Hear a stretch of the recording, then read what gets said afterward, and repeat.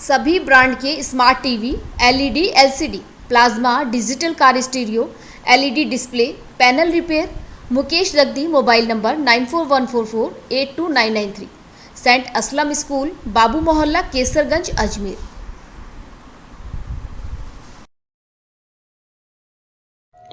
नमस्कार, मैं कुसुम, आप देख रहे हैं राजस्थान धड़कन न्यूज।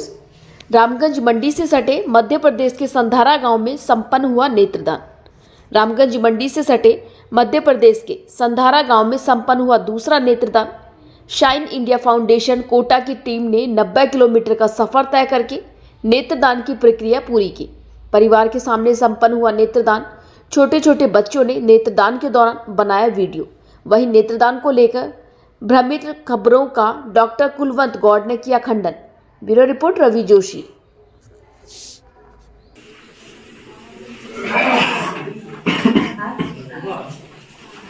कुछ लोगों को भ्रम है कि ये जो आप नेत्रदान करवाते हैं इन आँखों को किस जगह कहाँ पर सिक्योर करते हैं, किन किन लोगों को डोनेट करते हैं, इसका प्रॉपरली कोई रिकॉर्ड है आप लोगों के पास? जी हाँ, अभी तक हमने जो 1000 से ऊपर आंखें ले चुके हैं और ये सारी आंखें जो ली जाती हैं राजस्थान सरकार के द्वारा अधिकृत आई बैंक सोसाइटी ऑफ राजस्थान में पूरी आंखें वहीं भेजी जाती हैं। हमें जो डायल्यूशंस मिलता है उनके ऊपर एक ID नंबर लिखा होता है। उस ID नंबर के तहत ही हमारे को जो अलॉटमेंट होती है वहाँ से जो डायल्यूशन अलॉटमेंट होता है उसी के अंदर वो कॉर्निया रखकर वहाँ भिजाया जाता है। तो ज्यादातर लोग सोचते हैं कि पता नहीं आंखों का क्या यूज हो रहा है, जा भी रही है नहीं जा रही है, काम आ रही नहीं आ रही। तो मैं आपको बताता हूँ कि हमारी नहीं पूरे राजस्थान के अंदर जो भी आंखें ली जाती हैं वो eye bank society of Rajasthan Jaipur को भेजी जाती है और इनका वहीं से ही सभी का निःशुल्क प्रत्यारोपण किया जाता है। अंग प्रत्यारोपण अधिनियम के तहत यदि कोई भी अंग इधर से उधर किसी भी तरीके से खरीद फरोख्त या उसका मिसयूज होता है तो उसमें सीधा जेल का प्रावधान है।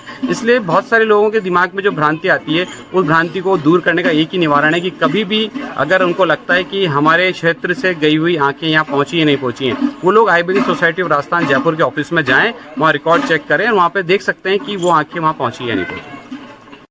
वो एक ऐसा पुण्य कार्य है जो शायद उस समय निश्चित हो चुका था जब इनका जन्म हुआ था, क्योंकि जैसा हम ईश्वर में आस्था रखते हैं तो हम जानते हैं कि उनकी मर्जी के बिना हम कुछ नहीं कर सकते। तो कहीं ना कहीं ये इनके जन्म के साथ जुड़ा हुआ था कि 80-85 जब भी इनकी उम्र रही उस उम्र के बाद जब भी इनका देहांत होगा तो इनका नेत्रदान होगा, ये सब निश्चित था। इसीलिए शायद आज हम लोग यहाँ पर हैं। तो मैं सबसे पहले तो मोनू माहेश्वरी जी का, संजय विजावत जी का, जो कि हमारे यहाँ रामगंज मंडी क्षेत्र में काफी अच्छा नेत्रदान के काम को देख रहे हैं। हम लोग कोटा से आते हैं और जितना ही समय हमें आने जाने में लगता है उतना सूचना के बाद हम लोग निकल जाते हैं। कुछ लोगों के मन में शंका रहती है कि भाई कितनी देर बाद तक हो सकता है, चश्मा लगा रखा है, मोतियाबिंद का ऑपरेशन हो चुका है ना, और डायबिटीज हो रखी है, की बीपी की दवाई चल रही है, थायराइड की दवाई चल रही है, तो हम लोग नेत्रदान कर सकते हैं नहीं कर सकते? तो देखिए, हर वो व्यक्ति जो 2 साल से लेकर 80 वर्ष तक का है, 90 वर्ष तक का है, वो नेत्रदान कर सकता है।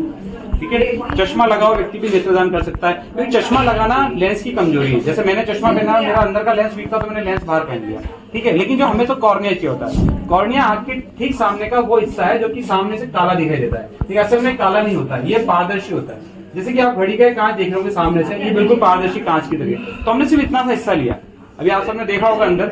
अब इतने से हिस्से से यदि किसी की जिंदगी में रोशनी आती है ना, तो इससे बड़ा पुण्य कार्य कोई नहीं हो सकता, ठीक है। और अभी वैसा भी हम जाएंगे, थोड़ी देर अग्नि को हवाले कर देंगे और वहां से अपन 1 लोटा राख में इनको लेकर आ जाएंगे। लेकिन ये जो आंखें कहीं लगेंगी तो हमारे मन को सुकून देगा कि हमारी माँ किसी की आंख में जीवित है ना। 2 लोगों की आंखों में रोशनी पहुंचेगी। और यदि उम्र कम रहती है, मैं आपको एक जानकारी और देता हूँ कि जब उम्र कम रहती है तो ये एक आंख अधिकतम 5 लोगों को लग जाती है। जब कैंसर में भी नेत्रदान संभव है, बस कीमोथेरेपी जो 1 महीने पहले लगी है, तो काफी समय हमारे पास रहता है। थोड़ा सा शोक की घड़ी को हम थोड़ा समझते हुए अपने मन को और परिवार के लोगों को समझाएंगे तो पुण्य कार्य संभव। मोतियाबिंद का ऑपरेशन, जी हाँ, मोतियाबिंद में तो अपन लेंस को लेते हैं, हम तो कॉर्निया ले रहे हैं, बहुत पत्ती से झील ली है।